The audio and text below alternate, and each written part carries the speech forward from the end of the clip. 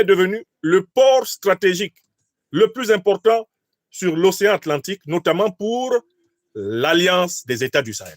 Que cache vraiment l'accord militaire entre le Togo et la Russie? Dr Franklin Nyamsi a fait une sortie développant cette relation entre cet accord militaire entre la Russie et le Togo. Malheureusement, il a omis 2 points très essentiels parce que pour moi, il a un intérêt particulier pour ne pas parler de ces points. Deuxièmement, il voit que parlant de ces points, il va fragiliser la relation entre le Togo et l'AOS. Il va mettre la relation qui existe entre les États du Sahel et le Togo parce qu'aujourd'hui, le Togo devient un allié constant pour ces États. Il ne veut pas mettre leur relation en danger. C'est pourquoi il n'a pas voulu parler de ces points. Mais dans cette vidéo, nous allons tous ensemble analyser et voir pourquoi il n'a pas parlé de ces points. Première conséquence de cet accord marque le refroidissement avancé des relations diplomatiques entre la France et le Togo.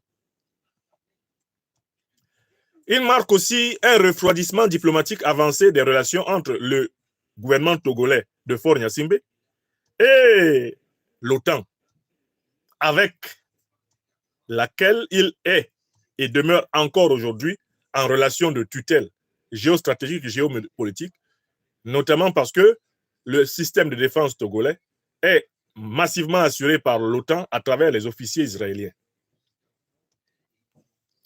Donc, cet accord de défense et de coopération militaire marque une distanciation critique entre le régime togolais et sa tutelle traditionnelle française, sa tutelle traditionnelle occidentale.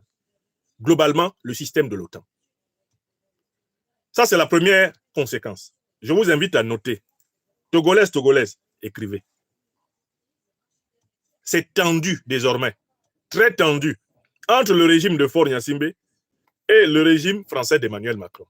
C'est tendu désormais, très tendu, entre le régime de Faure Gnassingbé et l'OTAN. Avant d'entrer dans le vif du sujet, laissez-moi vous dire que Franklin Nyamsi, nous le connaissons comme un panafricain, celui qui défend l'intérêt des peuples africains. Mais dans cette vidéo, j'ai l'impression qu'il a fait une sortie hasardeuse. Il est passé à côté de ce qu'il devait dire. Il n'a pas bien analysé et donné ses points de vue selon la situation que nous traversons aujourd'hui. Est-ce qu'il est vraiment un vrai panafricain ou il est juste quelqu'un qui défend une cause qu'il voit noble? Parce que le panafricanisme que nous avons lu chez nos grands-parents comme Kwame Nkrumah, comme Thomas Sankara et autres, ce n'est pas ce que eux, les panafricains que nous connaissons aujourd'hui, font. Je veux parler ici de Kémy Séba, je veux parler de Nathalie Yam, je veux parler de Dr Franklin Nyamsi et d'autres panafricains. Parce que pour eux, si un pays déjà signé un accord avec la Russie, la Turquie, automatiquement ce pays, ou bien le dirigeant de ce pays devient un panafricain. C'est ce que nous sommes en train de voir dans ces analyses, dans cette vidéo. Parce que le Togo est en train de signer, ou bien a signé un accord avec la Russie, le président du Togo devient un panafricain. Plus loin, il a dit que le Togo a signé cet accord, mais il n'a pas encore arrêté de collaborer avec l'OTAN et les Occidentaux. Mais ici, je vais lui rappeler que le Togo, ce n'est pas maintenant que le Togo est en train de collaborer sur le plan militaire avec la Russie. Le Togo a déjà acheté des hélicoptères chez les Russes. Il avait les bureaux russes au Togo pour entraîner et travailler avec les militaires togolais. Également, actuellement, il y a les Turcs qui sont au Togo, qui coordonnent les attaques contre les groupes terroristes. Alors, le Togo travaille avec plusieurs pays, plusieurs puissances. Avec la Chine, n'en parlons pas. Il y a les génies militaires togolais qui sont en étroite collaboration avec la Chine sur les infrastructures. Ce n'est pas encore la rupture totale, puisque la présence militaire française et la présence militaire de l'OTAN, c'est-à-dire notamment à travers la coopération technique et militaire avec Israël, n'a pas été remise en cause. Bon. Il y a une deuxième conséquence. Et là, je rentre dans ce que j'appellerais des conséquences sous-régionales. On voit que le Togo s'aligne de plus en plus sur les mêmes options stratégiques que les pays de l'AES. Et donc, le Togo entre dans une logique de rupture avec les pays de la CEDEAO soumis à la France-Afrique et soumis à l'impérialisme américain. Est-ce que c'est clair?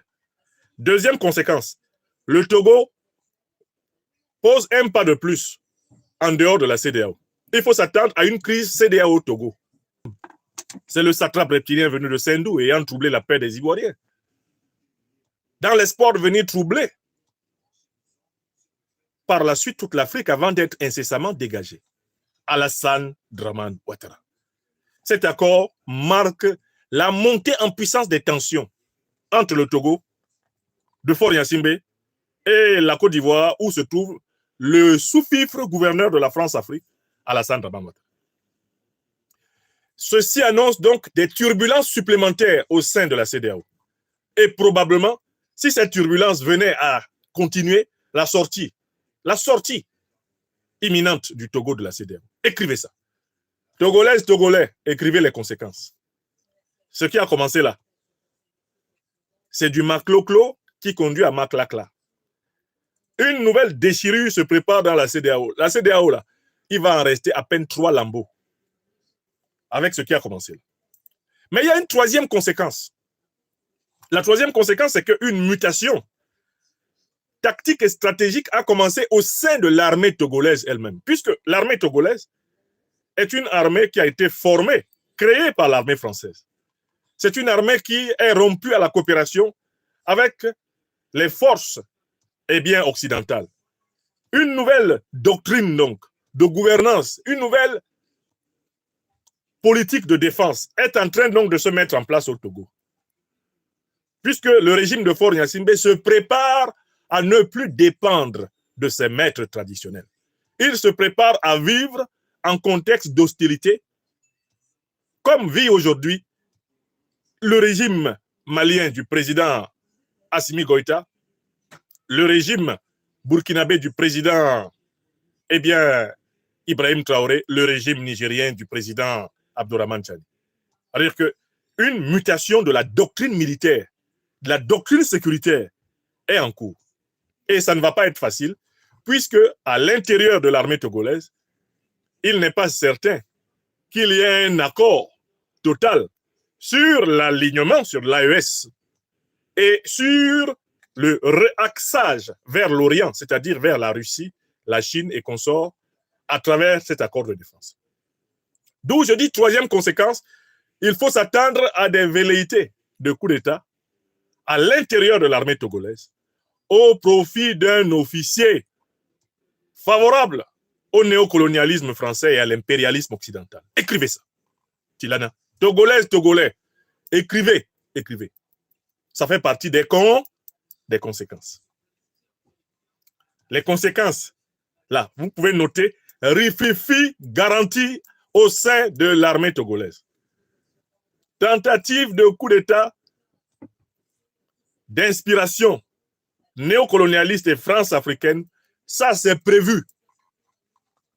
Fort-Gnassingbé doit s'attendre à essuyer des tentatives de coup d'État sévères de la part de ses maîtres occidentaux et notamment des néocolons français. Ça va pas le louper. Ils vont tenter de manière plus ardue de lui faire payer son ingratitude envers ceux qui ont instauré le pouvoir de Gnassingbé et Yadema Étienne, ceux qui ont instauré le pouvoir de Fort-Gnassingbé. Ça fait la troisième conséquence. Maintenant, je souligne la quatrième conséquence. La quatrième conséquence, c'est que cet accord de coopération et de défense militaire avec la Russie va obliger les forces politiques togolaises actuellement en lutte pour la souveraineté populaire, pour la souveraineté démocratique, pour la souveraineté dans le choix de leurs dirigeants. Car en fait, Le Togo n'a jamais été dirigé par quelqu'un qui a été élu par les Togolais depuis l'assassinat du président Olympio. La signature de cet accord pose un problème tactique et stratégique aux forces du changement au Togo. Car les forces du changement, je veux dire l'opposition au régime autocratique, dictatorial, il n'y a aucun doute, c'est une dictature, le régime de Faure Gnassingbé. Mais le régime de Faure Gnassingbé pose un problème extrêmement technique. Et c'est un problème comparable à celui qui a été posé à un moment donné au Tchad par le régime de Mahamat Idriss Déby Itno à l'opposition tchadienne. À savoir qu'en se rapprochant du bloc anti-impérialiste, en se rapprochant du bloc anticolonialiste, le régime tire un peu, pour ainsi dire, le tapis sous les pieds de l'opposition et met l'opposition dans une difficulté qui est une difficulté intéressante. L'opposition va-t-elle s'adosser sur le néocolonialisme français et l'impérialisme occidental pour faire face à Faure Gnassingbé qui désormais va être traité comme un ingrat par ses maîtres occidentaux, ou l'opposition va-t-elle réussir à demeurer dans l'anticolonialisme, l'anti-impérialisme, tout en se battant pour mettre fin à la dictature de Faure Gnassingbé? Est-ce que vous comprenez? Cet accord de coopération militaire et de défense signé par le régime de Faure Gnassingbé avec la Russie met l'opposition dans une difficulté particulière. Vous avez noté, c'est la quatrième conséquence. Quatrième conséquence, mise en difficulté de l'opposition, qui est mise en demeure de choisir entre demeurer dans le bloc panafricaniste, anticolonialiste, anti-impérialiste, où Faure Gnassingbé fait tout pour être admis, alors qu'il n'appartient à l'origine qu'au bloc colonialiste et néocolonialiste. L'opposition doit donc choisir soit de demeurer dans ce bloc anticolonialiste, anti-impérialiste, soit alors de basculer du côté de la France-Afrique contre celui que la France-Afrique ne va pas tarder à classer parmi les ingrats envers ceux-là même qui lui ont permis de prendre le pouvoir. Moi, Nyamsi Wa Cameroun, fils de l'Afrique, fils du Togo, ma fonction en tant qu'intellectuel politique, c'est d'abord de faire comprendre la complexité des situations, de faire comprendre la difficulté des situations, afin que notre peuple ne se trompe pas. Et ainsi, c'est la deuxième et avant-dernière partie de cette conférence qui s'achève. J'ai expliqué les conséquences de cet accord. Maintenant, je vais expliquer ce qui, pour moi, constitue les limites de cet accord. Quelles sont les limites?